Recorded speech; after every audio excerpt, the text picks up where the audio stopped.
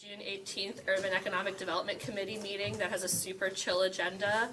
First item on it, I call this meeting to order. Councilor Bellis chairing. Second item, rezoning application Z7815 from RS3 with an optional development plan to RS5 with an optional development plan for property located north and west of the northwest corner of East 11th Street South and South 193rd East Avenue, requested by Tanner Consulting. This is in Council District 6. TMAPC voted 9-1 to recommend approval of RS5 zoning with the optional development plan. Morning, Susan Miller with the Planning Office. We've seen this before about a year and a half ago. There we go. As a rezone to RS3 a year and a half ago with an optional development plan that allows for private streets. So now they're coming back for a rezone to RS5 and also private streets. So that's the only provision in the optional development plan. I think Councilor Bingle's familiar with this project, this area, the kind of the concept here. So this would yield, well, more, but their proposal is 107 lots with the RS5. And I think with RS3, at least this is their concept, it could actually yield more, but the minimum, or the average lot, I think width is about 50 feet, which is much bigger than the minimum for RS5, so anyway, it just allows them some more density from RS3, which I think ultimately they're getting about 17 more lots. So we had, okay, let me show you, so this is the zoning in the area. So it's coming around, there's a lot of sort of RS4, RS5 zonings that are coming in around the area. A lot of them being developed by the same property owner, the same builder.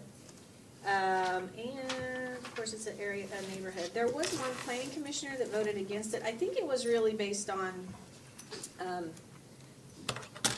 that they weren't doing as much density as he thought they could in RS5. I think that's what I gathered from the comments he made.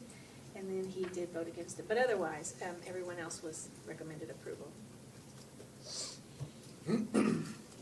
Yeah, so I totally support this, especially as we move towards, like I've articulated before, we move closer to these communities of Broken Arrow and Catoosa where we're losing our sales tax dollars. These private developments, we still want to support development, but they need to be private. Very good. Anything else? Rooftops bring retail, for sure. But they might go to our neighbors. But they go Put to up our a very neighbors. expensive toll for them to go over there. If you know where this is at, you know Catoosa is the beneficiary. Yep. Okay. But, well, yeah, we'll take the rooftops. All right, anything else on this one? Great. Actually, hold on, I'm curious. What was with the one vote against it? What was the? It was just that it was not clear, but it seemed like his comments were really thinking that they could have put more density on here with RS5. Okay. I don't know, it wasn't super clear. It wasn't against the higher density for sure. That wasn't Okay.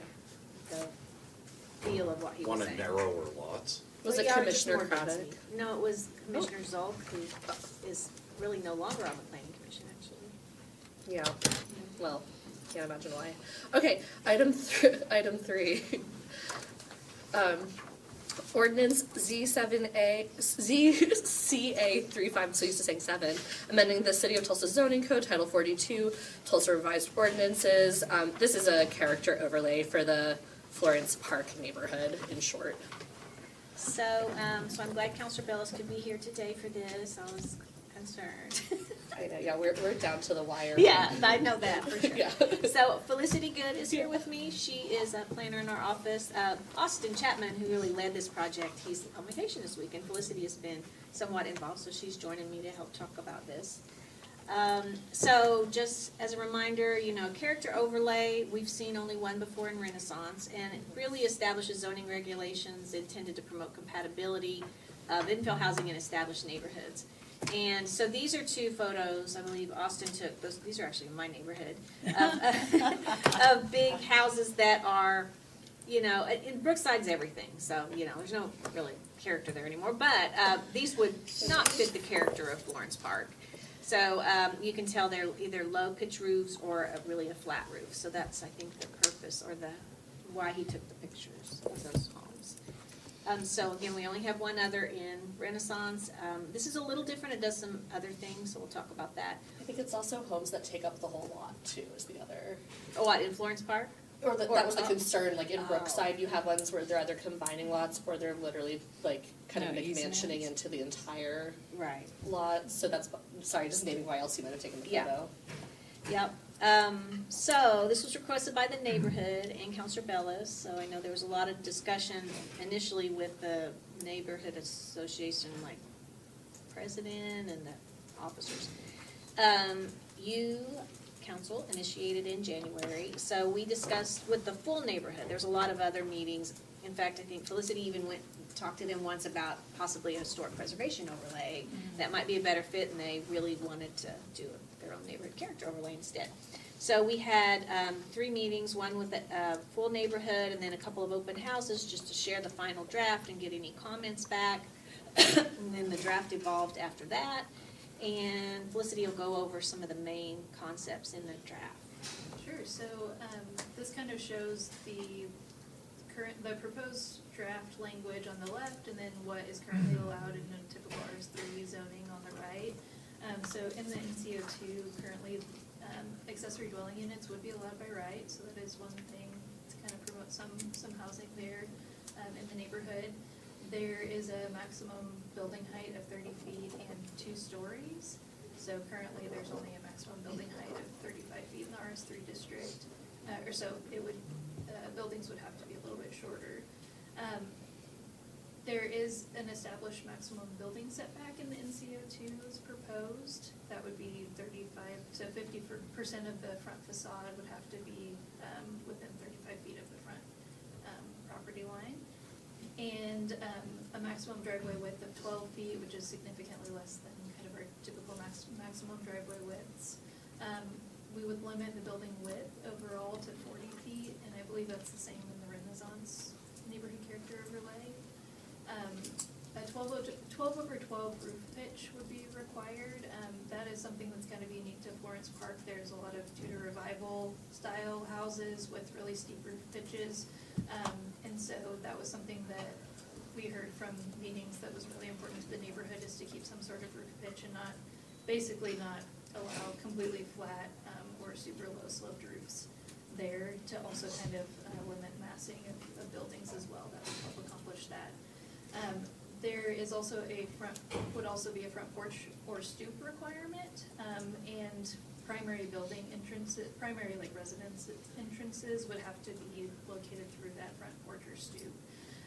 And then finally, any attached garages need to be at least 18 feet behind the front building facade.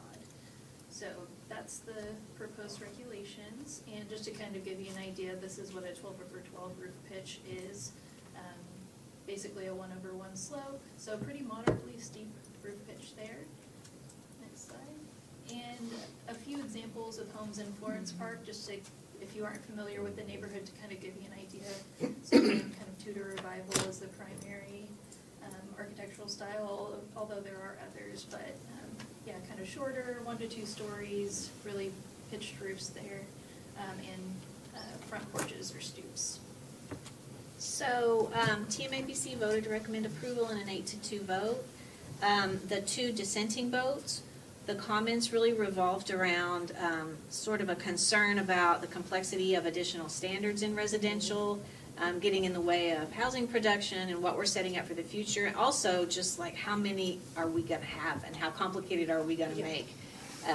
So someone said, I think, are we gonna end up having like, we're gonna be at number 744 character overlay. So, it does collectively kind of complicate things. So that was the general essence of why they voted against. Yeah, I'll just name from, this is the second neighborhood character overlay within District 4. Both are in these very kind of historic, established neighborhoods, where to me it's kind of this balance of, I really appreciate that it creates a certain mechanism to have infill, because these aren't places where you see a lot of, no one's building new.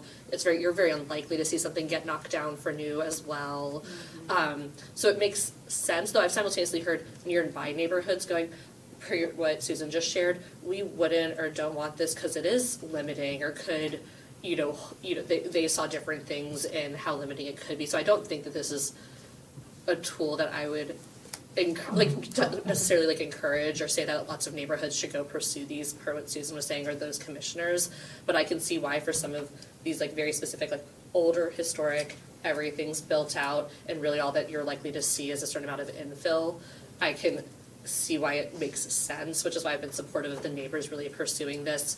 I think both the one in Renaissance and then this one, kind of the history of them really is those anxieties where they watched really similar housing in Brookside as the Gathering Place came online, where people were buying up, tearing down, filling out whole lots, or buying two and building out, and they were just okay, that would, and that doesn't add more housing units, that just takes up a lot of space or shifts the character. So to me, I've this is a nice balance of, okay, you are preserving some historical character, but adding in more infill. And Susan, I was curious from the Renaissance one and effects from that, because it does allow ADUs by right, which sometimes people are excited about, sometimes people have concerns about. How much, do you know how much we've seen ADUs really come in?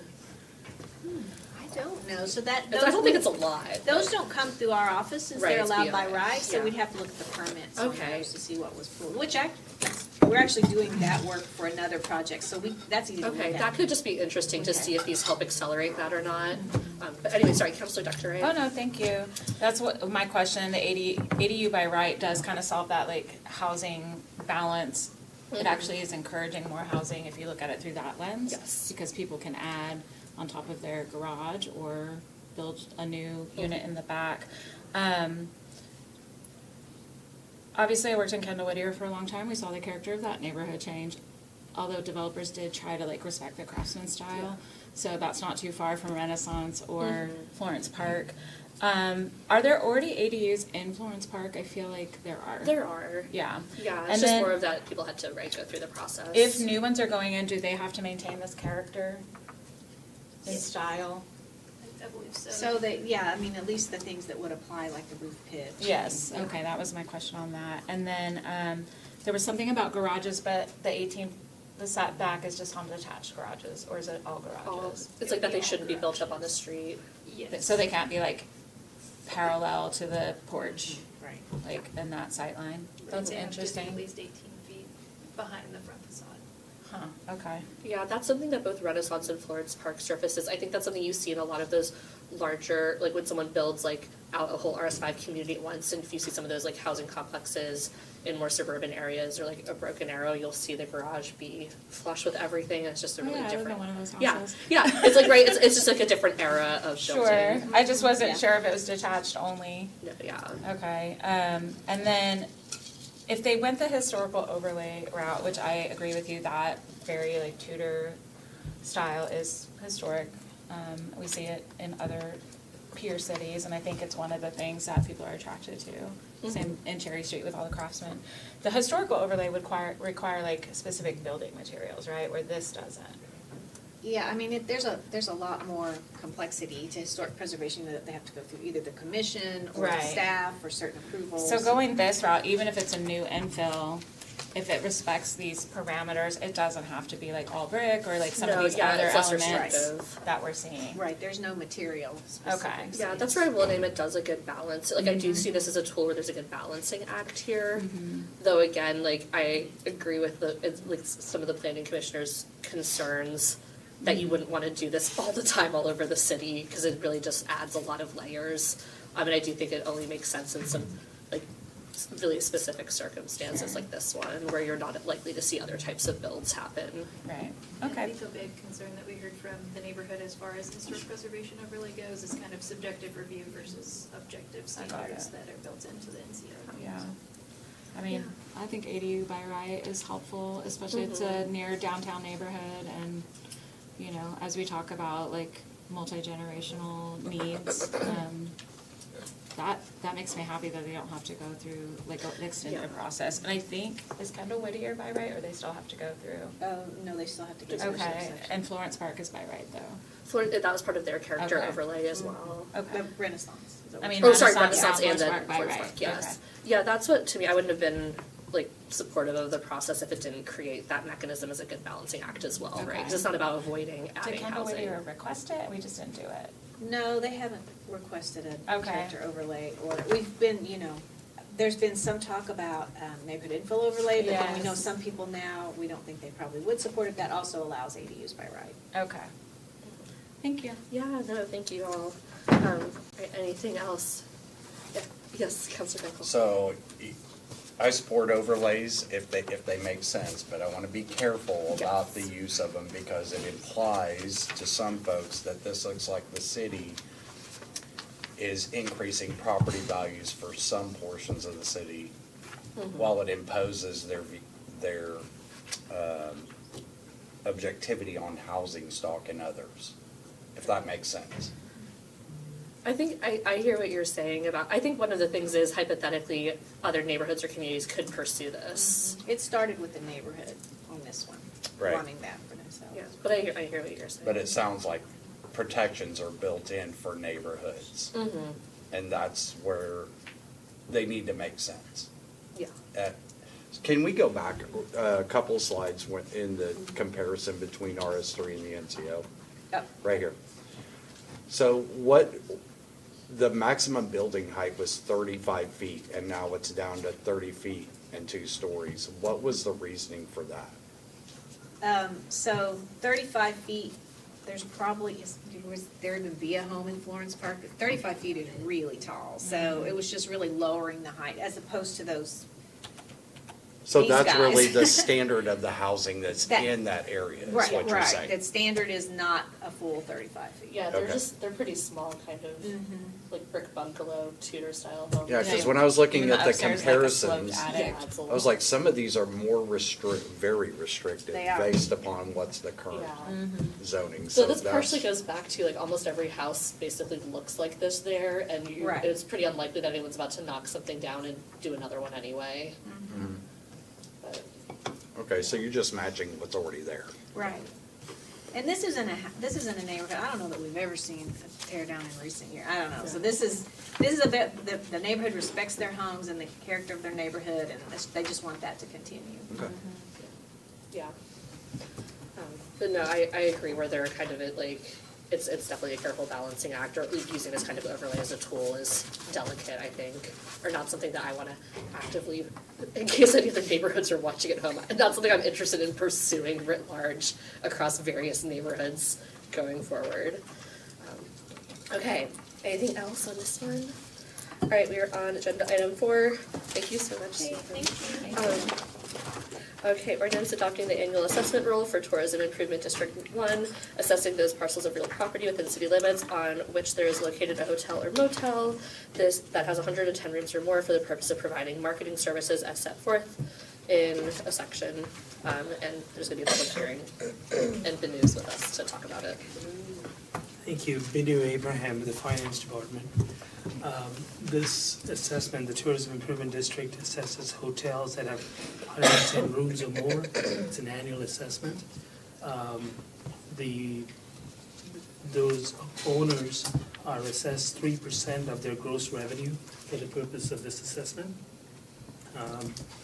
The funds are used primarily for marketing, tourism, bringing people into the city, and the first reading is tonight. The public hearing is on July the 18th, and property owners who believe they're mistakenly included in this assessment have till 5 p.m. on Friday, July 11th. And if they object in writing, they can come to the public hearing to present their objection. The public hearing is on July 16th. Okay, Councilor Dr. Wright? Thank you.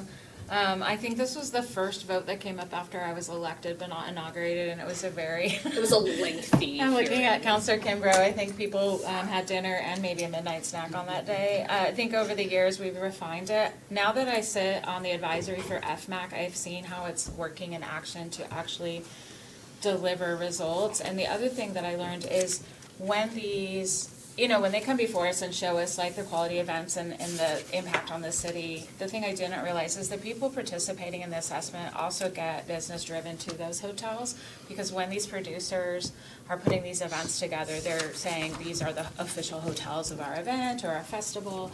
So there is like a give-get that I wasn't aware of. I would also say that the hotels that are not participating and even the Airbnbs that aren't participating are benefiting from those events coming to town, and certainly the chamber advertising them beyond our just locality. It's more of a regional push to like 100-mile radius and beyond on certain events. So I know sometimes we get this back and forth of like, you know, what's it doing for me? But at least I've seen now a little bit more up close how they're driving those dollars to bring people that can commute into our city for a long weekend, stay in these hotels or other accommodations and participate in our tax base. But, you know, so as I've understood it more, I think it is a benefit, and I hope we'll be supportive. And I hope the people that, I know we hear sometimes, has anyone come at the time to say they're included and shouldn't have been, or, yeah. I haven't heard from anyone. Yeah, I think we're getting to a place where there's a better understanding of what it is. The one question I have, and I don't know if it's for you, it's maybe for us, like what have the impacts been since it's put in place on new hotels that are being built? Do people try to stay under the threshold? I don't know. I know in my district, we've had kind of these smaller footprint hotels go in. Maybe District 6 is experiencing that, I don't know, where it's maybe like a 2 or 3 story. And I just do sometimes wonder if they're sticking to like 80 or 75 units to stay out of this assessment, or if it's just the market can support that and where they're going in. I don't know if that's something we can ask Trish with, I'm trying to remember the name of the hotel association. Oh, yeah. I would just, Yeah, yeah, it's I would part just of be, that association. be interested in the newer ones that have been built since 2018. Yeah, I think that would also probably be under like the permit review or something to go and see. And I don't know if you all have had new hotels put in your parts of town, but I think District 5 has had some infill, and I've had some infill in my district, and I just know they're like smaller. So, could just be what the market demands. Yeah, well, hopefully that's encouraging that no one's heard concerns to date, because I remember sitting through that meeting in the audience and ordering a pizza, I think, and that was Yeah, the really pizzas long were night. ordered I think there was something else big on the agenda after that, too. I think it's the truancy stuff or spray painting or something else. There was like 2 competing priorities on Yeah. that agenda that night. Yeah. Anyway, so yeah, hopefully, I never thought I would hear so much about hotels, but then. here So we did. yes. All right, anything else on this one? Great, thank you so much. We are on agenda item 5, ordinance amending Title 55, Property Maintenance Code. This is related to mailboxes and making sure they're properly marked and maintained.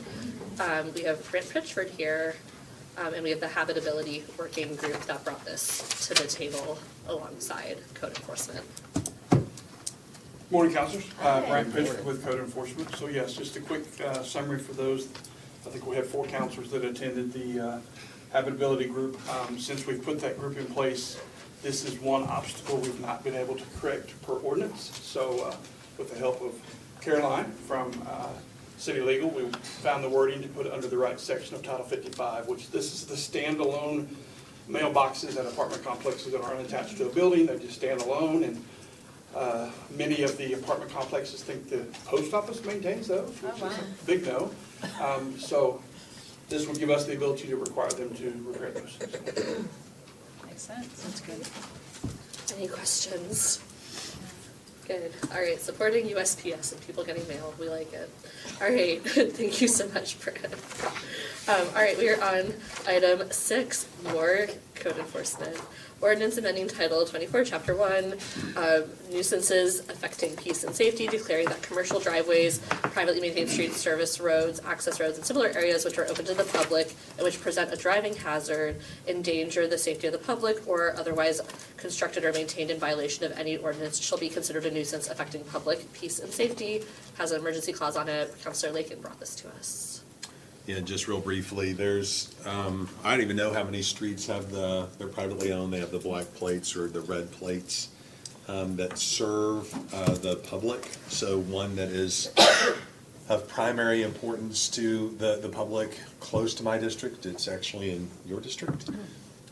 Serves McNelly's, Charleston, Sonic, McDonald's, a whole host of restaurants and everything. And 9 times out of 10, there's a pothole bigger than I can make my arms wide.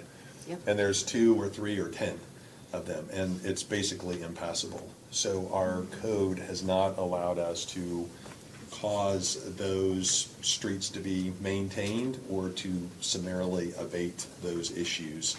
We still don't know really how we'll summarily abate them, because, you know, it's a lot different than going out and mowing a lawn. Yeah, filling potholes. Filling potholes, but what we're focused in on with this change is including commercial driveways, privately maintained streets, and other things into our code so that we can cause those things to be maintained in a level appropriate for safe travel for the public.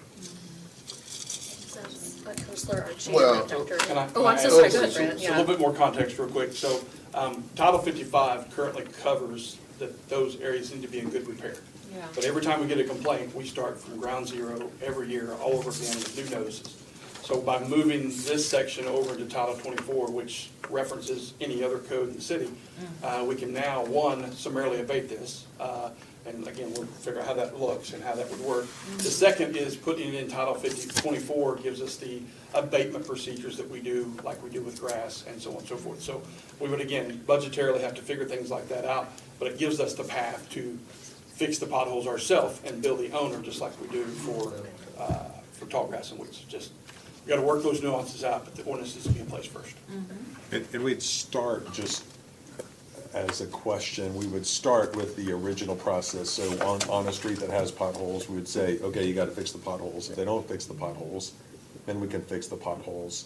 Right. And if they continue not to fix the potholes, then we'll fix the potholes. Reoccur in 30 days or Summary 6 months or abatement. whatever, we do a different approach. Yeah, but they have the option to fix them on their own. They'll be given the little notice, hey, we're getting ready to fix these for you unless you fix them yourselves. Yes, sir. Just like we do for all other abatement issues. Okay. Counselor Archie, and then I have Dr. Wright.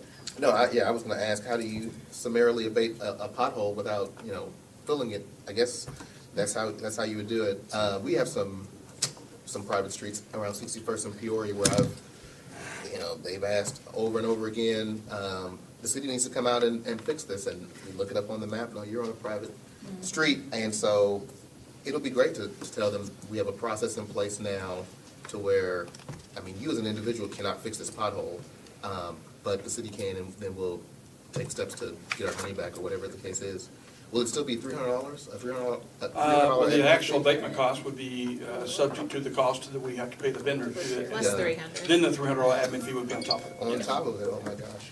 Yeah. Okay. So, but can I respond to him Yeah, real of quick? course. So the only thing you have to be really careful of is that we really did focus in on these things that endanger the safety of the public. So if it's a private street in like a private gated neighborhood or something just serving residences, then it's not included in this. Okay. So these are those roads that are used by the public to get to places, let's just say a business Like a public or accommodation. services. Yeah, and those places of business can't be accessed unless a member of the public were to go over those roads. So most of the people who are traveling those roads think there are roads to maintain. Right. When they're not, they're really the maintenance responsibility of some kind of business association Yeah. in most cases.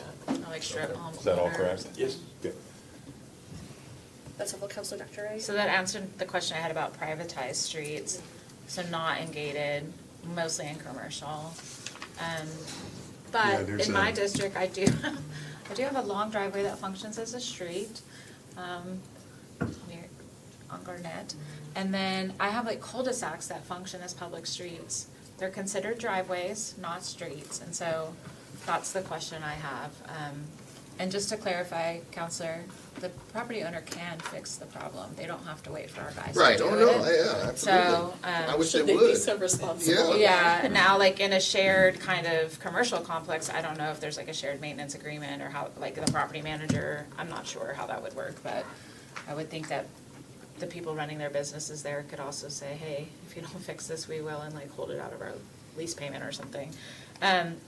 So the one that you specified on Yale, I guess I don't think of that as a street, but like, how do we determine if it's a street, a driveway, a parking lot? Like, parking lots aren't in here, but people definitely drive through parking lots in the retail corridor. Which one are you talking about on The one Yale? you just mentioned. Urbana, yeah. Yeah, that You don't cuts- see that as a, I guess I thought of it as like a driveway to get into the commercial complex. oh, it's just, it's undifferentiatable, From the parking lots or? yes, is that really, Yeah. from a street, from a public street. Okay. Yeah. It connects to 71st and to Yeah. Yale, it's like a through street. Yeah, we have that too. Yeah, What would be like? but it's not a, it has Race drive or medians and whatever. everything. Am I speaking out of turn? No. It And- should and the other it thing kind of that- functions as East 98th Street, but it's a driveway. The only thing this changes That's is our a street. ability to summary abate it or fix it ourselves. Okay. Because put it all of on the other nuisance. stuff, like my personal driveway is covered by Title 55. Yeah. I have to keep it in good repair per Title 55. But this puts it under the nuisance code. Yes. Okay. Gives us some additional abilities for those public. So we're not doing a reset every Right, time? right. Okay. Yeah. I'm supportive. I have lots of examples where this could be applied. This is definitely needed. Yeah. I mean, I hope now we don't build driveways or whatever that I think there's are still private, commercial driveways are in there, but I don't, but that function as streets. Yeah, I mean, I could see this being something where if there ends up being a gray area later when you all go to implement it, you Yeah, let us we may know have and then to- we can. No, I mean for new development. For- I oh, hope for- we're avoiding this because it has been there's these just question marks around town. Yeah. Is this like a public street or a private cul-de-sac that functions as a street or, you know, a Yeah. connector to all these other commercial parking lots that's functioning as a street? Oh, that's interesting. I don't know, but yeah, I could see if we end up needing to clarify any of that later, either through this policy or another one. I would say in general, like ingress and egress off of East 71st Street, a lot of those become like thoroughfares to get back in and out. So I would be curious. Where people just get off of East 71st and are traveling through like these little retail developments as cut-throughs, like with traffic on them. Yeah, Not streets. that's very, very real. All right, anything Yeah. else on this one? All right, thank you, Fran. All right, we are on item 7, discussion regarding possible reconsideration of an ordinance amending Tulsa revised ordinances, Title 23 Municipal Criminal Court by amending Section 116, titled Collection Services for Court Penalties, Costs, Fines, and Fees in cases in municipal court in which accused/defendant has failed to appear or otherwise failed to satisfy a monetary obligation ordered by the court. We approved this ordinance on June 11th, so super recently. Yes. Sarah, it's back. Tell us Yes, about it's it. back, but hopefully not for long. So there was a minor error in the drafting. The word adjudicated appeared twice. It was only struck once. That's actually my error. And so it was caught, but caught after you voted on it. And so, the mayor has not signed it yet, so you do have time to reconsider it. So the request would be that you reconsider it, vote to reconsider it on your agenda tonight, and then vote on the new ordinance, immediately after that, so it can go into effect in time for your budget.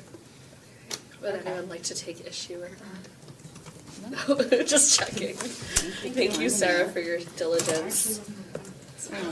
All right, we are on agenda item 8, ordinance making the application of ordinances protecting individual human rights more consistent across various provisions of the Code of Ordinances. And I passed this red line out last time, and it was in the backup last time, but I'm gonna make sure that everyone has a copy in front of them right now.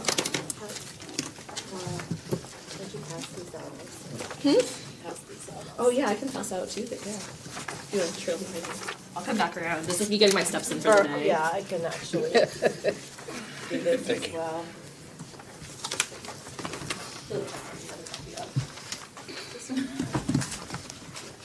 Thank you. Okay. Just for clarity's sake, in the backup documents, the first 18 pages are the ordinance without the red line. The second 18 pages are the ordinance with the red line. Okay, I think some people which might is what have. she's passing out now. Yeah, this is the second, from page 19 on in the back. Yeah, it was the backup had like a, like kind of like a final draft and then the red line. Yeah. So there wasn't any backup?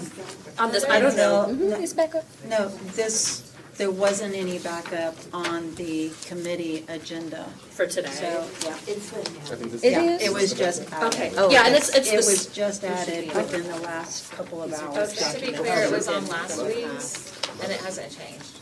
Okay, I'm just, if this was, This was last week on the Okay. agenda, okay, so I don't know why it didn't make it onto this week. I don't noticed. Yeah, I know. but it wasn't, But no, nothing, there's no, yeah, which I'll clarify, so I know we're, kind of continuing a discussion, and I do wanna voice, I know, we're in the middle of a lot of different policy work and the budget, so I appreciate everyone kind of walking, talking, and chewing gum, with me on this, like, I'm grateful for everyone's time and attention, and I do wanna say up front, and then I'll explain about what the one small difference you'll note in this, which just has to do with what's red and what's not, because it's like one thing being red, like literally marked in red in the last one.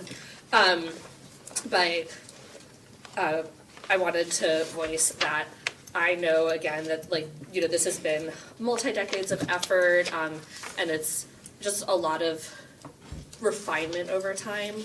I did want to make sure, especially for newer counselors, that the fact that this is, a compromise / incorporates a lot of feedback from the last time we looked at this a year and a half ago, just reaffirming, and then I'll probably hand it over to Jack to kind of walk through again, that one of the biggest things from last time was concerns about city contractors and requirements on them, and so that section has not been altered except where it said he had changed it to contractor in line with what we've done in the past.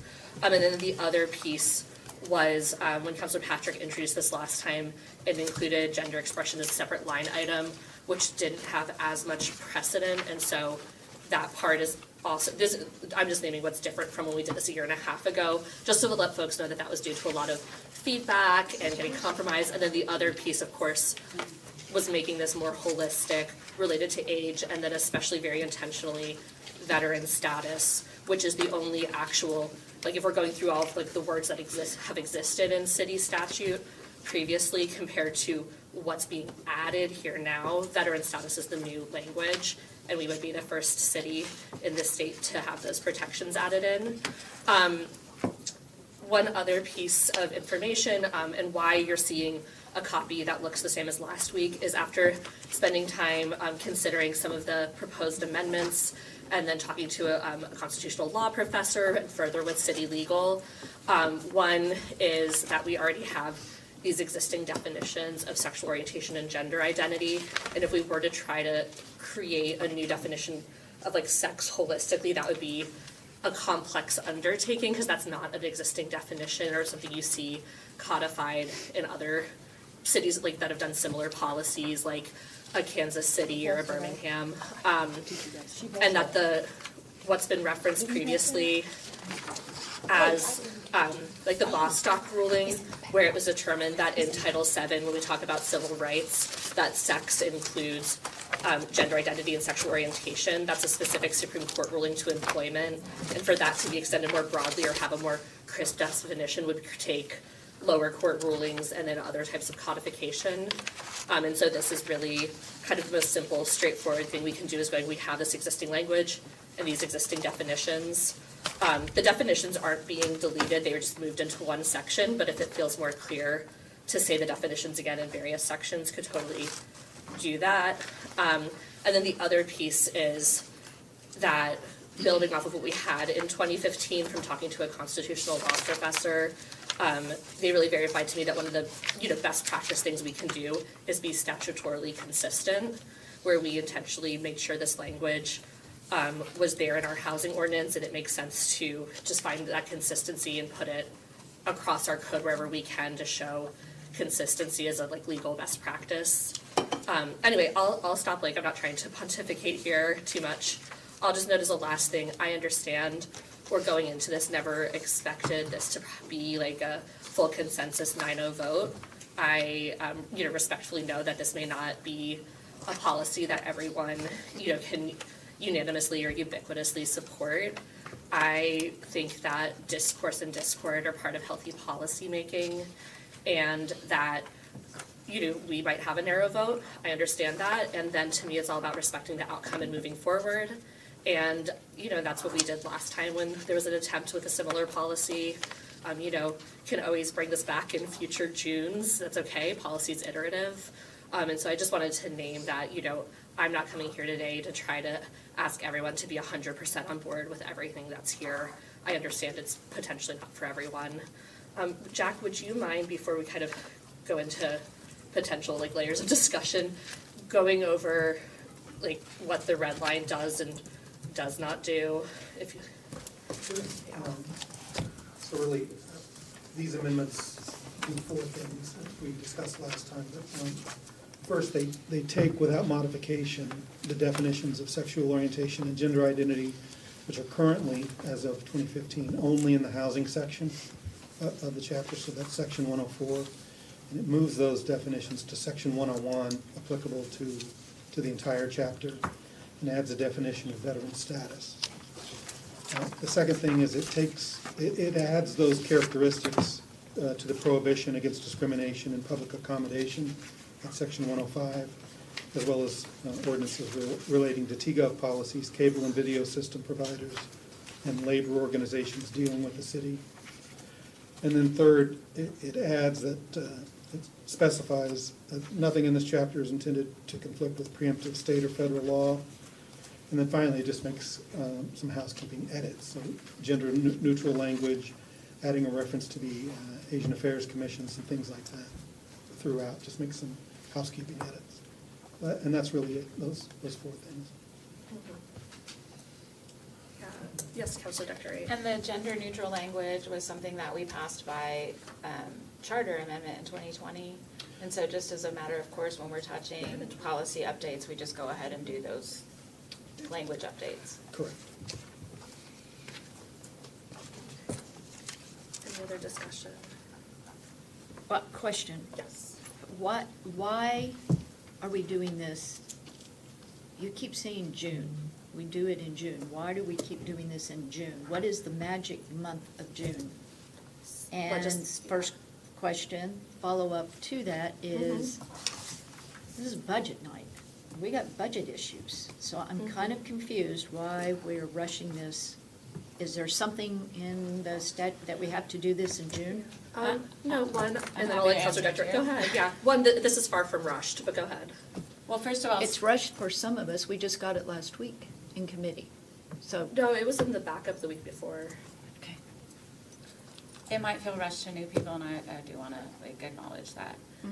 We've been in an iterative process for years at this table. For June, it's the closest to sine die and all the implications of that. We try not to bring things like this that will be preempted during a session. Last time it got pushed to September, we had a colleague that wanted to continue to refine the language, and then when it finally came, that colleague was not available for the vote. We know that everyone will be Which available. everybody knew about prior to the vote. Which today, all the counselors will be available to the vote, except maybe one of our colleagues who might have a medical necessity to leave. We hope not, but Really trying to get the baby it's in pretty here for predictable today, that on a yeah. budget vote, all the counselors will make a priority to be here for the vote. And I know that other people at this table, because we moved the budget vote from last week in the big calendar, had to adjust travel plans and other things to be here tonight. So that's why it's coming now. It can come again in October or September like it did last year. It can come back in June again. Typically in June, we also do resolutions in support of Pride. We haven't done that this year. I'm not sure why. I think part of it is our Pride Festival has been moved to October in the city of Tulsa. But typically, the Human Rights Commission and the Oklahomans for Equality do bring forward those kind of policy requests around June. So those are my interpretations of why now. But And I apologize, I wasn't trying to be flippant about the timeline. Yeah. Yeah.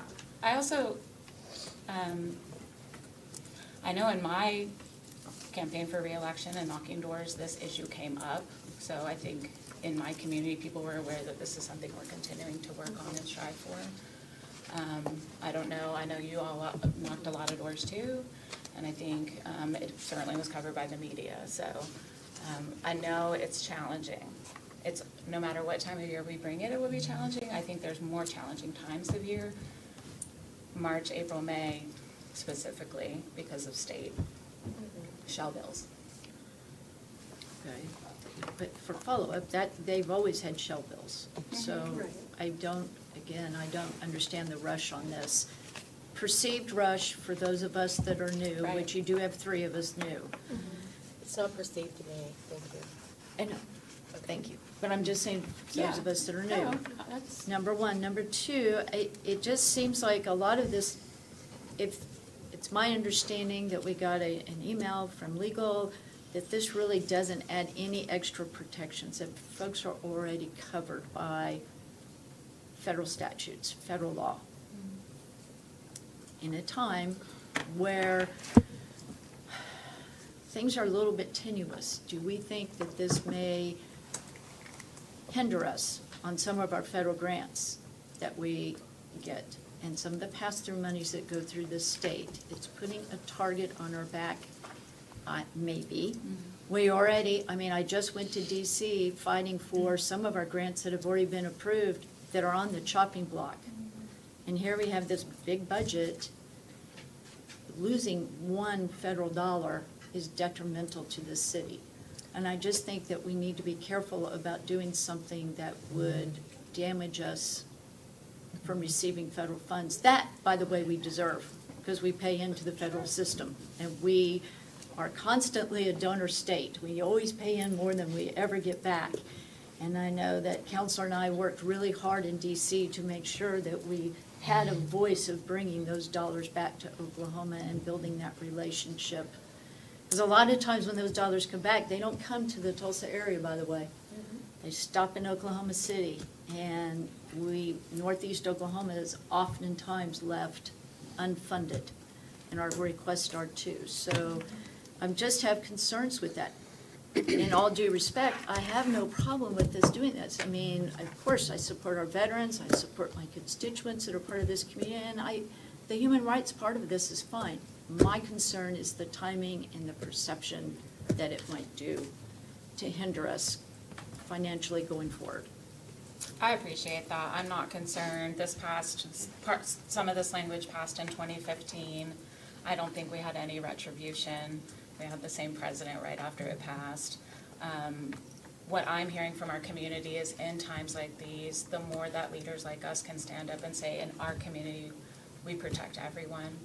And I imagine if some sort of federal dollars were yanked back, there could be litigation about the whys if they're discriminatory. Because we are also protected from discrimination as a community, accessing the dollars, to your very well taken point, that we contribute into these other layers of government.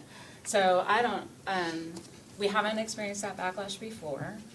I think veterans right now, I think we all live in a world where it's shocking to me, at least, that Veterans Affairs and things right now are becoming a thing that we have to wonder if people are going to be taken care of. And I think it's very strong of us to lead and be the first in our own state to say, let's go ahead and add them as a protected status. I think other cities will follow our lead, and that might strengthen our case for why the VA needs to show up for Oklahomans. We're building a new VA hospital. I have not heard that funding is going to be pulled back.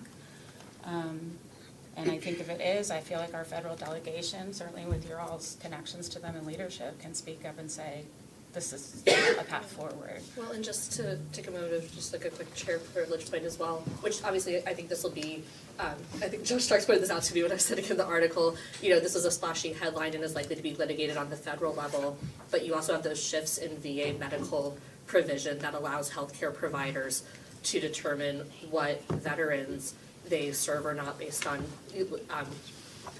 which could include based on merit, like it remove protections from both marriage status as well as political affiliation. And so I think this also helps us shore up making sure that all our community veterans are being served in the medical centers that we're actively building right now at a time when that's questionable. Sorry, I interrupted you. That's very new.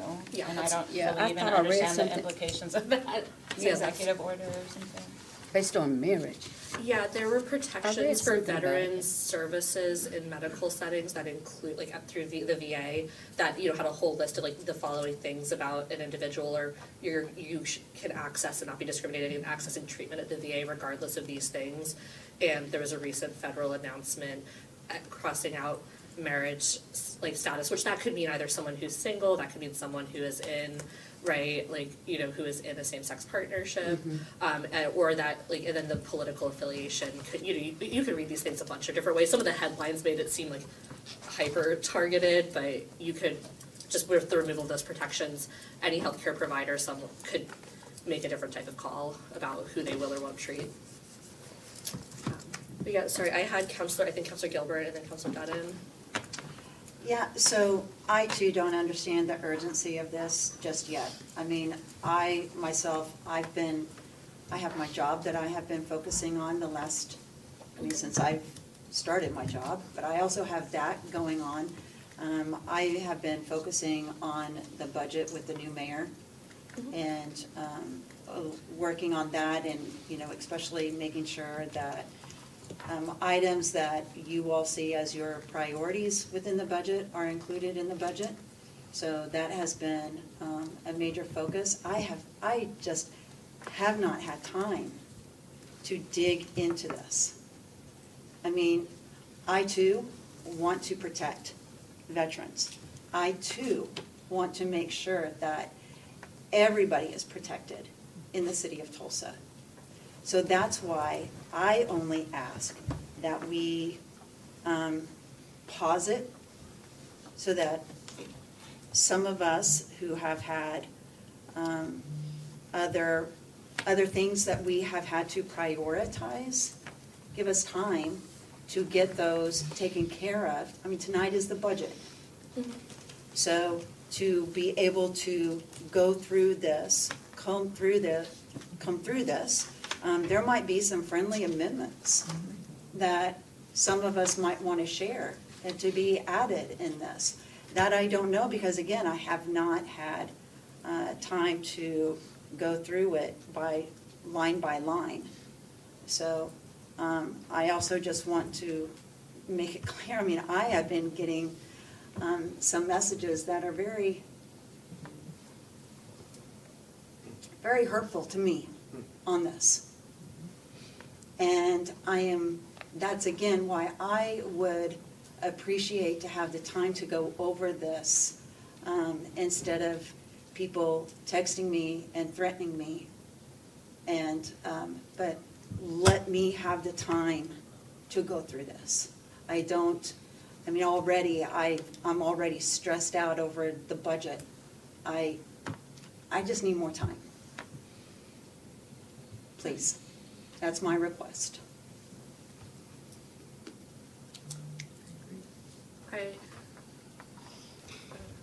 I'm not gonna say, I don't want to, like, I'm not trying to have too much of a targeted, personalized conversation here. Like, no one, of course, should receive threatening texts of any form. But, you know, I actually sent you this in advance of everyone else at this table, so it's a little surprising to hear. I mean, I know you paid close attention to this the last time it was here. Councilor Dutton.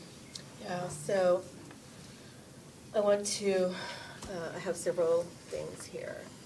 First, I want to also mention, first and foremost, that this is stuff we've been working on since 1975. That's 45 years in the making. What's the rush? 45 years. Is there a rush? It's a perceived rush. I don't think there is a rush to give status, human rights status, to our constituents. We aren't here to vote on our personal opinions and our personal feelings on our religion or whatever have you. We are here to represent 60,000 people throughout Tulsa that pay their taxes. We keep bringing up the budget, the stress, blah, blah, blah. Yeah, it's stressful. Life is stressful. And this is what we were elected to do. And to disregard our 60,000 person strong community that pays taxes. I don't know if y'all did your homework on that. I didn't, that's a lot. That's the city of Owasso, and Owasso's just thriving. It's just fine. So to say that we're rushing this, if I could do my homework, go through the process, get all the reading, I could appreciate everybody's stress. Life is stressful, full stop. And to keep putting this off, here's from 1994 as well. So I'm not sure why it has to continue to be put off. I mean, are we stuck on the whole idea of sex?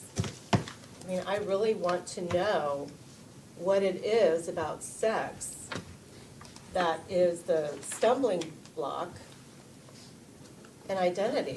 I'm So nobody said that that was the stumbling block. I'm not, Some of us have been focusing on the budget with the new mayor. I get it, I've been all of- focusing I on think the all of budget with us the have new been mayor, focusing on yeah. the budget. And so So, this Yeah, is, just- I mean, okay. Go ahead and say it. Not all of us are focused on the budget, Counselor? no. No, That that's is not what- what that I is was what's going to been say. but you implied, can if say it anyone for wants me to if you want. clarify. I want to understand the stress of Did you focusing spend on a budget. 4.5 hours on the budget yesterday? Did you meet with the mayor from 9 to 10:30 this morning about the budget and No, I'm only not the the budget? chair. well, the this isn't council. a competition That's- on the budget. That's right, because we are focused in on the budget. We are That's what- focused in on the that's what she budget is as saying. well. So So are I we. want Did you to, spend 5.5 hours over the last 2 days on I've the budget? been spending hours going through the budget book. I've also Okay, been meeting with the we're- mayor. So we're just- this isn't a competition of who gets to have a seat with the mayor. just- Sorry, this Point of is order. not, That's not what- we're that's not not what I putting was it as a saying. competition. No, point of order, I think I can understand why, from the framing, which I don't think was intentional, it sounded like it did sound implied that some people may care more about X or Y thing. I think everyone's been working really hard on No, that's the not what I budget was and a lot of implying. elements. No, and again, I'm just saying, I can understand why some people might have perceived it that way, but I don't think that's what was said by anyone. I understand that these things are layers of stress. I had, called the mayor about 2 or 3 weeks ago when at first, when Councilor Lakin mentioned being like, hey, having this on at the same time, that's stressful, and I do understand that. And I asked if he was concerned about it impacting the budget vote, and he said he wasn't, though I understand, we all have, I know, we all have a longer legacy of maybe dealing with that. I know you were in the middle of saying something, Yeah. Councilor Dutton, and then I had Councilor Bengal. So I also wanted to bring up the fact that federal law does have definitions of which we cannot supersede. So to keep throwing in federal identities on a municipal level, we know we cannot supersede those definitions. And so we are on a municipal level. We are not playing at the federal level. And so that's why we have our lower courts, and that's why we have our rulings, and that's why we are allowed as a municipality to have these issues brought up in council, because we know, and there isn't any, I don't see any information that has to be dug in deeper that I cannot comprehend about human rights in our community members. It's all about human rights. And we all deserve those human rights because we are all people sharing this community. And I will just add as a note, because I understand about, wanting to comb through this or that. That's why part of this with it mostly, what I focus on is a language cleanup of just consistency of these are all things that we already have statutorily and making it the same list. And the biggest addition really is veteran status, which I could understand could take maybe more investigation, but the other things, part of why I didn't view this as something to be labor that was overly complex was it was something, it was all language we've committed to in various statutes already. But sorry, Councilor Bengal.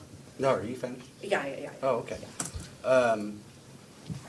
The issue for me is, as I said last year, or the last time we had this discussion, this is still a moving target for me.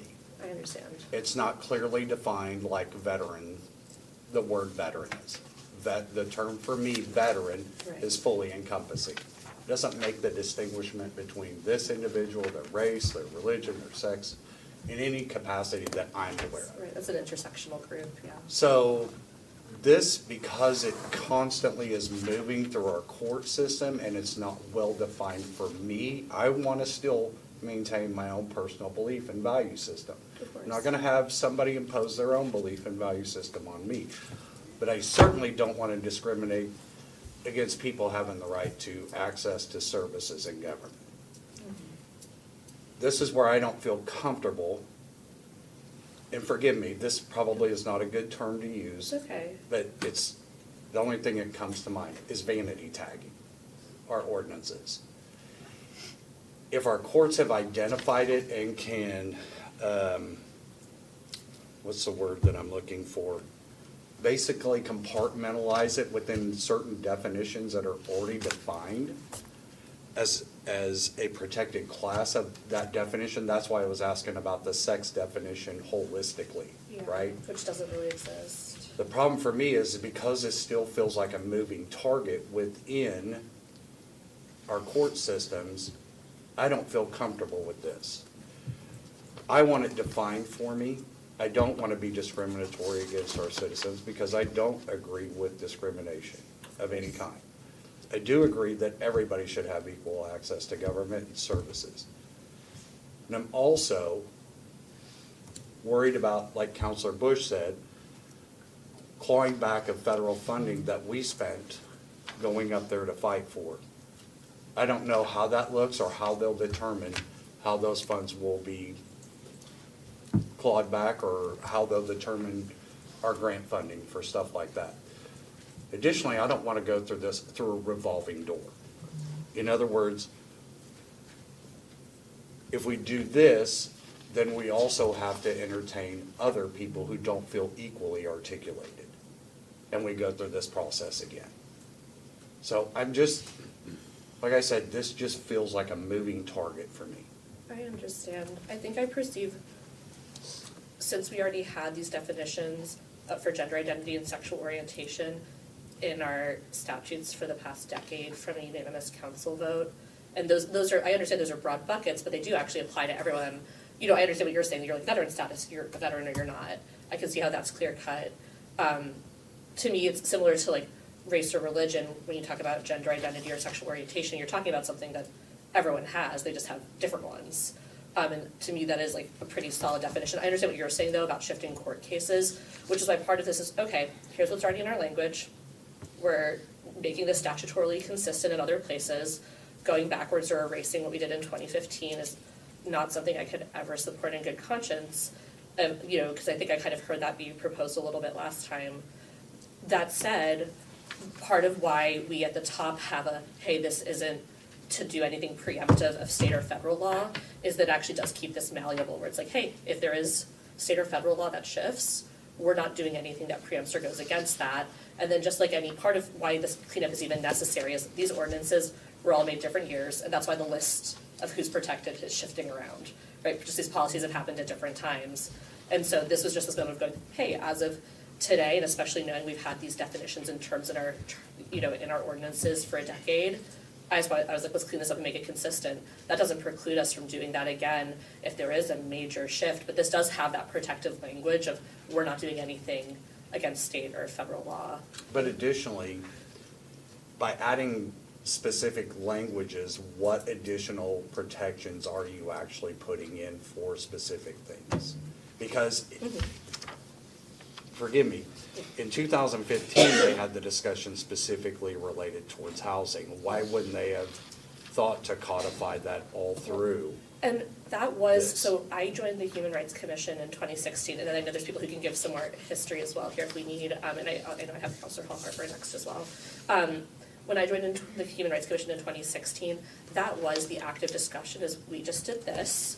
Mayor Bynum had just taken office, so you did have that mayoral transition, and at that time, kind of a working group of myself, the mayor, some other human rights commissioners, like Toby Jenkins at the time, and then Chief Jonathan Brooks, we formed to discuss, okay, how do we methodically do these next steps, knowing that this should be expanded across, what we were looking at was internal city employment policy, and then public accommodations were the big things, and it was, okay, let's go and look at doing this systematically, and that's just ended up taking a really long time, which is why we're here today 10 years later, kind of, but that was always like this active and intentional work, which in some ways, you know, I appreciate some of the time it has taken because it's led us to make something better and more holistic, like including veteran status, right? And if we hadn't gotten to some of these discussions over the past 2 or 3 years, those wouldn't be there. And so I'm not I'm thankful for some of the time that it's taken, but some of it was like, per your question,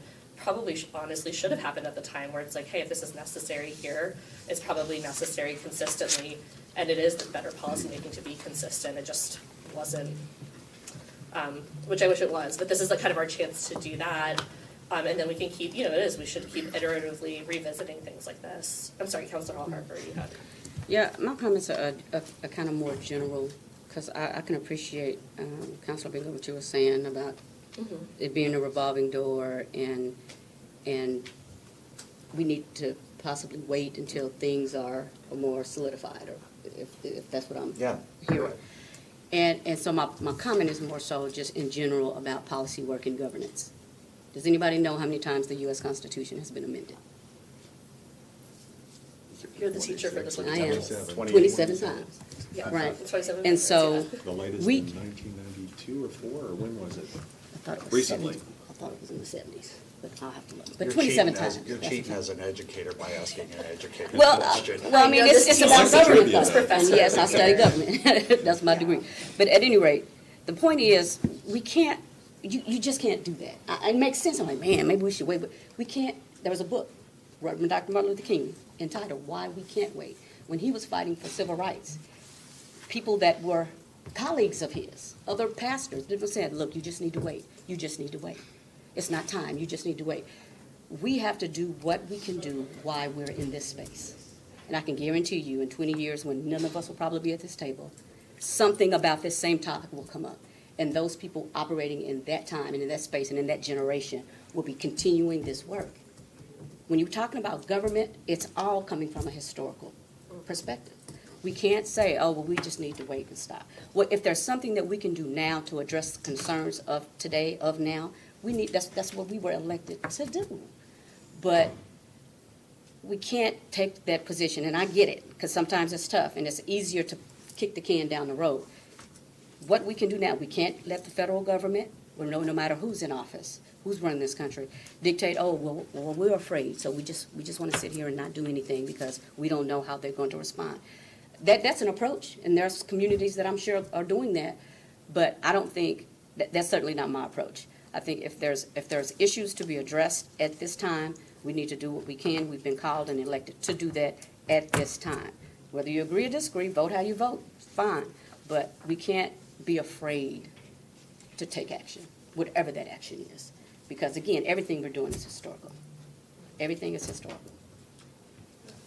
That's helpful context, and then I have Councilor Lakin as just an additional piece of context for, like, you asked what this would do, like, one of the biggest additions when you're putting some of this language in has to do with public accommodation, and this allows us on the local level, when it comes to enforcement, to actually go through that reconciliation mechanism process.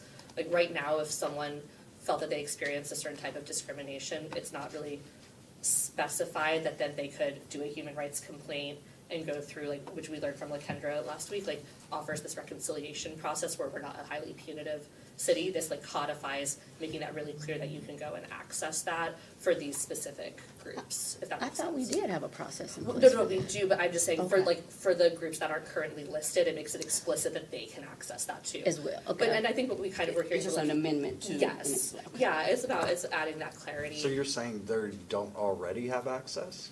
It's that people likely, like, the policy itself and the way it's written doesn't make it explicit that it applies to these groups. No, that's not what I'm asking. Are you saying that right now there are restrictions with people in access to formalizing a complaint of discrimination? Yes, actually, I mean, for this, Through I our think you city?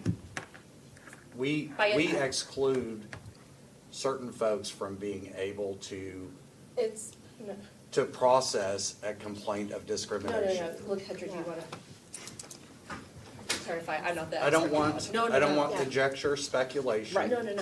clarity. Yeah, I Yeah, don't, no, that's a good question. or hyperbolic No. of any kind. I want fact-driven information. I'm LaKendra Carter. Good morning. I'm with the Mayor's Office of Resilience and Equity, soon to be Department of Resilience and Equity. I do want to speak directly to that. I do take in the human rights complaints, and everyone has access to complete a complaint form, submit that to our office, and at least reach point of contact to discuss their issue to in fact determine if it is discrimination. Right. So no, no one is restricted from that. Everyone, whether it's listed here explicitly or not, has access. If you are a living, breathing human being, You have access. you have access to file a complaint with our office at the city of Tulsa.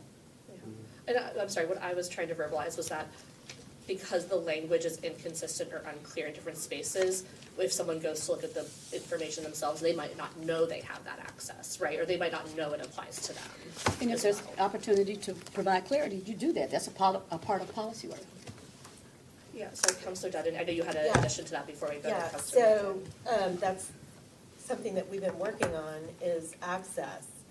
Yes, everybody has the right to file complaints, but it's the access of that. It's transportation to downtown. Which that's a whole other thing we gotta work Right. on. So it's, I mean, everybody can file a complaint, but you have to come in person to file a complain. With the clerk, Even yeah. if you get emailed the form to file, you still have to mail it back, but it has to be, can you Yes. elaborate on that? Each please? form, to file an official complaint, you can always call and inquire to see if your complaint is in fact a discrimination complaint. Now, if we determine it is, then there is an official complaint form you would need to complete as the complainant. That form first goes to the city clerk's office. Now, you can hand deliver that, or you can mail it in, whichever is easiest for you. But it must go to the city clerk's office first. They date stamp it because they keep the original on file. Then when I get it from them, I stamp their copy and my copy. So it shows when our office actually received it. So the forms, that's kind of where we are right now. What other ways can a form be submitted versus coming in person or sending regular mail? So we're working on that. That's a new step we're working on. However, everyone can take that initiative, contact our office and or file a complaint if they're discriminated against. Perfect. And then there's one other piece of context, thank you so much, Lakendra, that's helpful clarification. Yeah, to me, again, this part of this is, I've just like, literally, like, I know I tried to present it this way, and I know it doesn't feel this way to people, but to me, this was literally like technical language cleanup and consistency and being holistic. I know that doesn't help with the accessibility to forms, like, to me, I'm like, let's get this house in order and then do those pieces. But with the language that we're putting in here, which the only new piece is veteran status, but with this consistency, you see this, 400 municipalities have done this. It's just pretty kind of, again, like technical, just language consistency work. Counselor Lakin. Yeah, I think, you already know this based upon what I said last week, but to clarify, I'm not saying that none of us are spending any time on the No, budget. Of course. I know, but I think some people are hearing it that way. And there are just different responsibilities of some of us. And I have focused in an inordinate amount of time over the last few weeks just trying to help get this budget to a place where I think we can all have agreement. And I don't have time to do the things that I would normally do on an ordinance of importance, of as much importance as this. So we did have a conversation last week, as I understood from our city attorney, during conversations in this room and subsequent conversations, there are protections that are already in place for the people that we're trying to add into this ordinance. So that takes the element of time, like if there was something grave getting ready to happen without our intercession, then I would be like, oh, well, maybe we need to figure something out in a little bit more, on a more critical path. But we've been told that Bostock, as it relates to sex, includes sexual orientation For and gender employment. identity. For employment. And that extends to these other areas of protection as well. Is that, Jack, could you clarify, is that like the, Or could be extended, there are proper terms, it's so I don't wanna. hypothetical, it's kind of hypothetical, or, sorry, Jack, so Bostock Bostock. extending beyond employment. Bostock was a case involving discrimination in employment based on sexual orientation, gender identity, Right. under the Federal Civil Rights Act, Title VII, and that was the context in which that case was decided. You could apply the reasoning of that case to say that sex, broadly defined, is inclusive of sexual orientation and gender identity, and apply it in other contexts, such as public accommodations, but that would require either an ordinance definition, an application by court, or in the case of Lakendra's department, is just receiving a complaint and working through a conciliation process, applying that understanding of the definition of sex.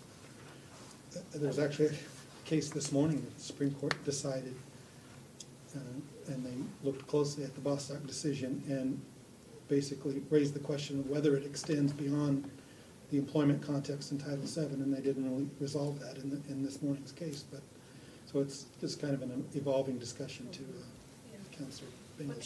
Yeah. Okay, that's helpful, which that's why to me, I think It my, just feels like a well, that's why constantly my moving take on it though is Because that we're we have the alive. opportunity to be just clear on the Because people are local alive. level, and if something changes, we can be responsive to that. So, I'm sorry, Councilor Lakin. yeah, no, it's okay. So it hasn't allowed me the time to go through the process to really understand other implications. Are there any federal grant implications, which we do have to be very focused in on, given our reliance on those federal grants? That's already been surfaced, but I haven't had a chance to go talk to the departments. We're hiring a grant writer. That's included in our budget. I know from my other job that many of the nonprofits across the country are very focused in on removing words from their websites and other things that would be picked up by certain federal departments because they don't want to feel the repercussions of federal grants being removed. So if that part of the world and that part of our business community, if you will, is concerned about that, then I feel like we ought to examine it too and understand the risks in that case. So, yeah, I've had no time to study this beyond, the conversation, the conversations we had around this table, the conversation I had in between our meetings.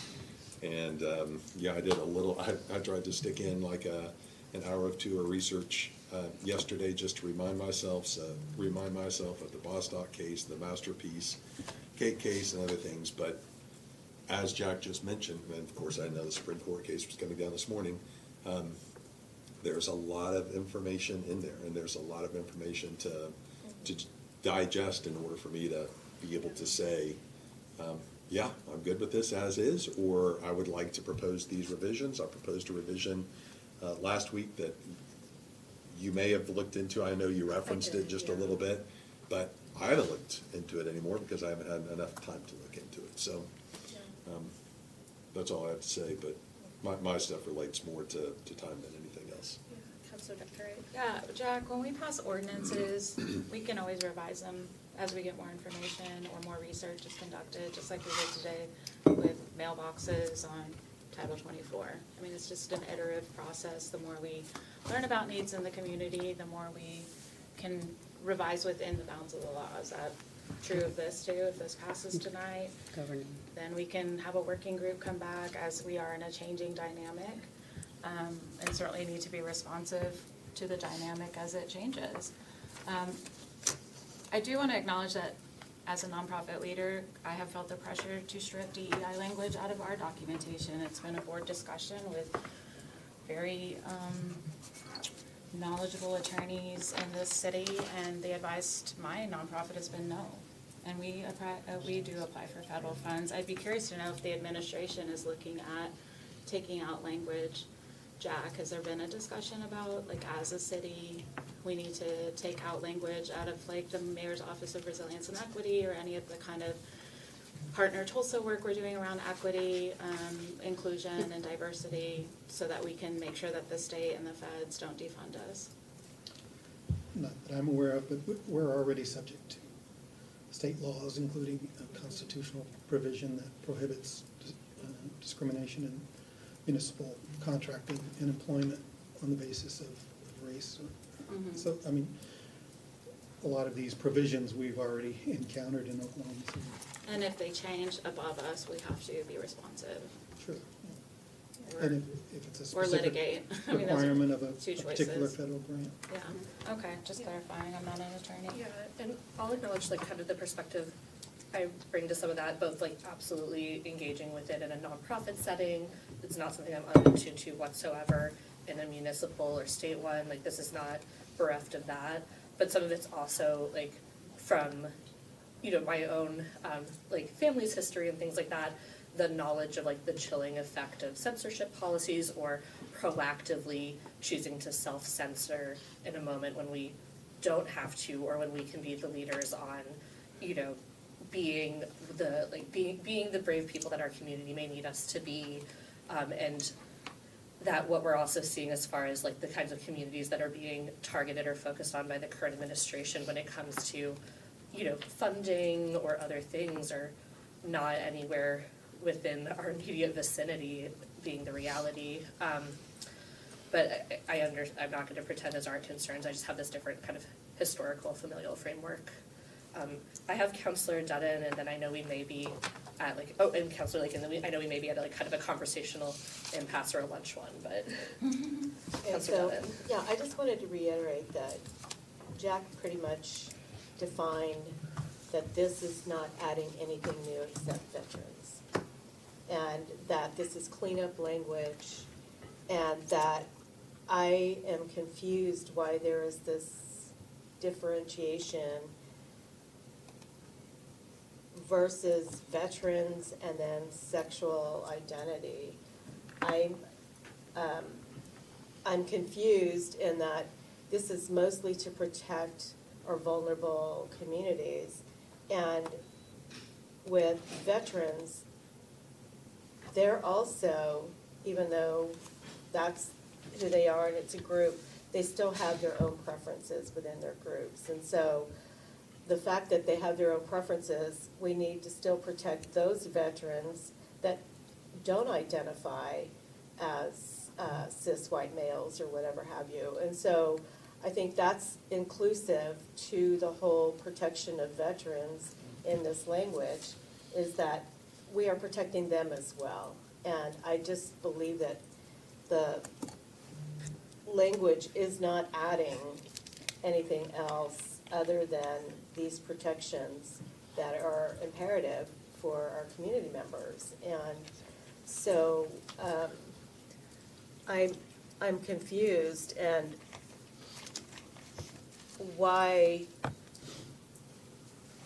is there support for the veterans and not the identity? I just would like to know what the confusion is with everybody trying to figure out what this is, other than just cleanup language. Counselor Lakin next, or if anyone. Yeah, I would just say to Counselor Dr. Wright's point, we can amend it and then do the working group, or we do the working group and then the amendment. I mean, I just, the week time frame is. I think the working group on this to me is the Human Rights Commission and some of the people behind you, but I understand what you're saying compared to a council one. Yeah, well, I know you have extensive knowledge and have done extensive work with the Human Rights Commission, but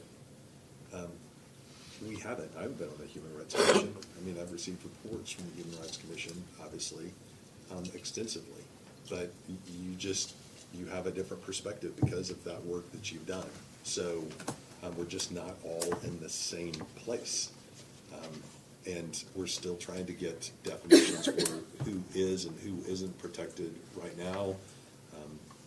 Whether you be somebody who's older, somebody with veteran status, or somebody who is oriented sexually or identifies differently from a gender perspective. And so we don't have all of that knowledge around this table yet. We could get it, if we continue to discuss it. And if I continue to discuss it, I think I'd understand it more. I don't understand it yet. I just have a question. Does everyone at this table understand that everyone has a sexual orientation and a gender identity? I'm just and a using those race? words, I'm using those words because they're in the ordinance. I know, That's but we what I all was trying to- have those things, including our veterans, which I think is what Counselor Oh, Douglas yeah, said. no, I understood. I Not was just everyone using the has a words that- religion, and not everyone has veteran statuses. And religion isn't defined in here. People have religious protections, so, and I guess what I'm trying to say is we don't have to be all the things to understand that protections are needed. But we really But, don't. But I do where's just. religion defined in here?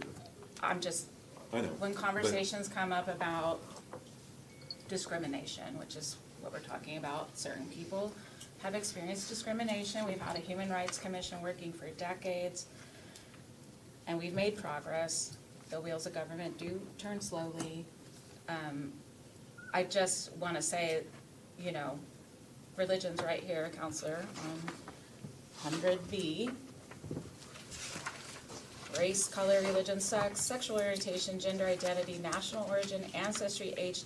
Is there a definition in 101? I just want to say that all of us sitting at this. That's what I was asking I think about. all of us sitting at this table have those things. What not all of us at this table have, or that we're maybe readily aware of, is a disability, medical condition due to pregnancy, I see one, or veteran status. But we know that these are people that experience discrimination. Yeah, I'm just asking, but as I went through it, that's one thing that stuck out, is there's no definition for religion in 101. There's definitions for disability, discriminate or discrimination, person, sexual orientation, veteran status. But, you know, I mean. So are You you talk wanting to about- add these things so we define what race, color, religion is too? Well, as I go through it, I'm just asking more questions. So that's, again, goes back to time. Do we need one? I don't know. It may be defined somewhere else. But I'm not gonna have time to figure that out today. Okay. I think, okay, I'll just verbalize, because I understand And there's a your- lot of discrimination based upon religion, which we all know. Of course. Yes, not Yes, debating it. I'm hyper Comes up aware a of that lot. personally. I think I understand, I think I'm just taking, just so you know, like, kind of this different policymaking perspective, where Yeah, you're like, I that's want to fine. affirm from like all these different court decisions or all this stuff where there's honestly not a lot of clarity that these things are protected, and to like, and those types of answers we may never get firm on, because that kind of case law and policy is ever evolving, which is why, to me, what I love about doing local municipal policy work is the opportunity to be specific and clear where there's space for it. And this is one of those moments where we do have the space for that. These things aren't, you know, broadly undefined. There's a lot of precedent across the country. But again, I understand that some people might wanna go, I only wanna do something if it's 100% federally or statutorily clear. To me, I go, this is unclear, but we have the opportunity to be clear at this table in this moment. For this to pass though, there's no emergency clause or No. waiver of anything, so it can be 5 people that agree that this is ready to go. Yeah, and again, if it doesn't, that's okay. I understand, and I also understand, I know it might feel like, especially where it's like, hey, it's on for this same night that we have this other big vote. I do want my colleagues to know I wasn't trying to like, I'm not trying to do something to you where you're like, now I have to sit and listen to, I know it can make the meeting really long and a lot of people are gonna come and speak and it's hard to listen to and there's a lot of that. This is genuinely, for at least me, like, not that, like, about trying to do something for a community that I hear painstaking, horrifying stories from on a regular basis. And so to me, it's just there's never a good time when it comes to this. Like, the reality is there's never a good time when it comes to this type of policy work. It always incorporates some risk, and I want to fully acknowledge that is not for everyone, and I know that. And I would like you to respect whatever the outcome is, and I appreciate people thoughtfully engaging. But please know this was never like something where I came to the table trying to inflict something on us so much as do something for and with community. And I really respect and appreciate everyone's time and thoughtfulness. I don't know if anyone else has anything outlying they wanna bring up. I just want to say, we've been doing this since 1976, and we keep kicking the can down the road. And it's time. It's just time. And we can't keep kicking the can down the road for personal preferences. We are all in this community together, and everybody deserves human rights. And, you're either for human rights or you're not. So I'm sorry, that it's not that black and white, because you're assuming then I'm not for human rights if I vote no on this, and that's not right, and that's not true. So I want to clarify, you jumped in when I threw you in as being part new, and I want to be clear, I am for human rights. All I was asking for was a stay, just give us time to make sure that we don't do something that's gonna have unintended consequences. And yeah, I come from an environment where we spent 6 years passing some really bad laws that had unintended consequences, and then we had to go back and fix them. And to Counselor Gilbert's point, there may be some friendly amendments I mean, maybe there are some things that we would like to add to this. So that's all I was asking for. I want to be clear. I am for human rights. I believe everybody has a right and a place at the table. I just want us to be careful with the unintended consequences. That's all I was saying. I'm just wondering what the And that's what I unintended- definitely hear that from you in a total, again, it's, I think, again, this is one of those kind of similar to what I said to Counselor, like, at least for me personally, just like a different policy-making approach with respect to, like, right, I think all these considerations are in my head and I'm weighing them differently. So I wanna, acknowledge that. And then going back to, I think I'm so grateful for Counselor Hall Harper's TCC professorship to also talk about just like, policy work being evolving, and if there is, I'm not saying, I don't As want to. long as to we're me, it's- alive. Yeah. As long as life is on earth, Yeah. yes, we're gonna have policy work. Yeah, and so to me, I to do. just not letting the perfect be the enemy of the good, and that's why part of what this is like actually this word might sound funny to some of you, but a very conservative approach of going, just taking existing language and existing definitions, making that ubiquitous, and then the big addition is veteran status, which I know so many people have like long asked for. So that's actually the like new language piece. So to me, this was actually like a very measured approach based on a lot of feedback from when this came to the table before. But I understand that it may not feel that way to everyone, so yeah. Yes, Jack? Just one point of clarification, Councilor Dexter Wright mentioned that it didn't include an emergency clause. Actually, as drafted, it does. Well, we can So, take, yeah, I would just suggest being specific about that in a motion if the desire is to strike that. So that would require 6. I don't see oh it no, on we could our- take, I thought the emergency clause was There's no- off of it. There's no emergency clause on the agenda. I think it was drafted with one, but when we put it on the We took it RFA, off, I don't right? think we put it on the RFA. Yeah, there's nothing here. Okay. with So, emergency but, clause. I mean, Jack's correct in your motion because your backup does have that emergency clause. You just want to be clear that you're not passing No, it yeah, with no the emergency emergency clause. clause. So without an emergency clause, you only need 5 votes to pass Correct. something. Yes, no emergency clause. All right, is there further discussion? All right, thank you, everyone. With that, we are adjourned.